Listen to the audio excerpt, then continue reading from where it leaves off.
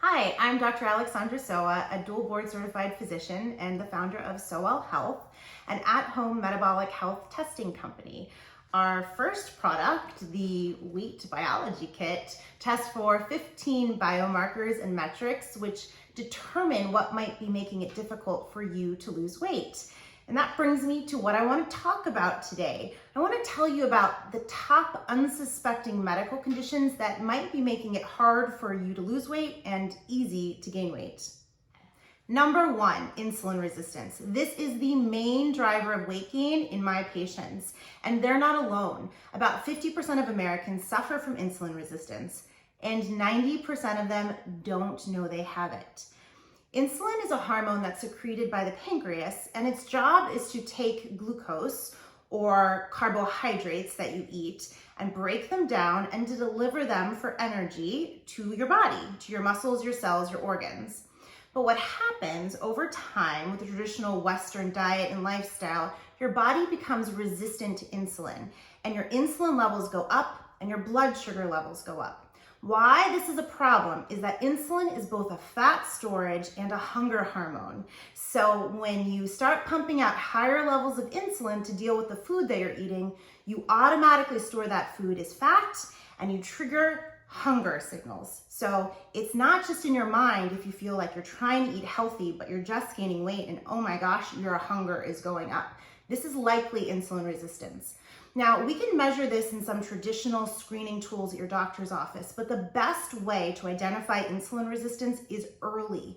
And that's actually one of the things that our test kit does. Number two, vitamin insufficiency. The majority of Americans are walking around with the vitamin levels that are depleted, and this leaves them feeling tired, fatigued. And when you feel tired and fatigued, you get really hungry and you have no motivation to live a healthier lifestyle. The main ones I want you to check for are vitamin B12 and vitamin D. So go get your levels checked. Number three, sleep apnea. This is another really big one. Sleep apnea is estimated to affect at least a quarter of our population, and 80% of people don't know they have it. There is a theme here with this list. All of these conditions are really underdiagnosed. So what does sleep apnea do? It interrupts your sleep cycle, giving you very poor sleep and affecting your breathing. And this can leave you feeling incredibly fatigued in the morning. And when that happens, your body gets a signal to eat more, specifically high-dense carbohydrates for immediate energy.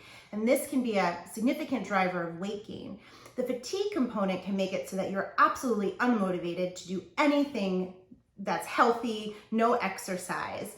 The other thing that sleep apnea does is that it increases your risk for developing insulin resistance. Remember, our number one reason for weight gain. So it's really important that you get screened, get checked, and if needed, get treated. If you are snoring at night or feeling really tired in the morning, I want you to talk to your doctor about potential sleep apnea. Number four, hypothyroidism. A sluggish thyroid can make it nearly impossible to lose weight. It's a combination of fatigue, hormone disruption, water retention, and a decreased basal metabolic rate. But just because you might have hypothyroidism or a slightly underactive thyroid doesn't necessarily mean you need to jump to medication. The thyroid is very sensitive to diet, and a low inflammatory diet where you eliminate processed foods can really help the thyroid heal and get more in sync with the rest of your body. 5, depression and anxiety. This is a really significant one, especially in the setting of COVID. Over the past year, due to all the uncertainties in our life, there's been a 4-fold increase in adults reporting symptoms of anxiety and depressed mood. And when that happens, there's often weight gain. And then unfortunately with weight gain can often come worsening anxiety and depression. But you don't just have to accept the link. It's important to take care of yourself. Talk to your doctor, explore your options for treatment because you don't have to go through these changes alone. And finally, chronic inflammation. This is a big one affecting most of us, whether it's chronic inflammation from long-term stress, poor eating habits, smoking, drinking too much, or bad sleep habits. Daily stressors on the body can lead to long-term weight gain, among many other diseases. One way to tackle this is not to freak out about all the stress in your life, but it's to take one thing you can improve and tackle it daily for 30 days. So for you, if it's bad sleep, like you're tossing and turning, you're not getting to sleep on time, try to turn off your devices about 30 minutes before bedtime, journal a little bit, get your thoughts out of your brain, and make sure that you're turning off all of your devices and you're in a nice, calm environment before bed. Try it. It's not going to work on the first night, but it might work by the 30th night. And then once you tackle the first stress in your life, try to move on to the next. While we might not be able to eliminate all the stressors in our life, we can soften them, and we can sometimes add back in lifestyle changes that will help us counterbalance.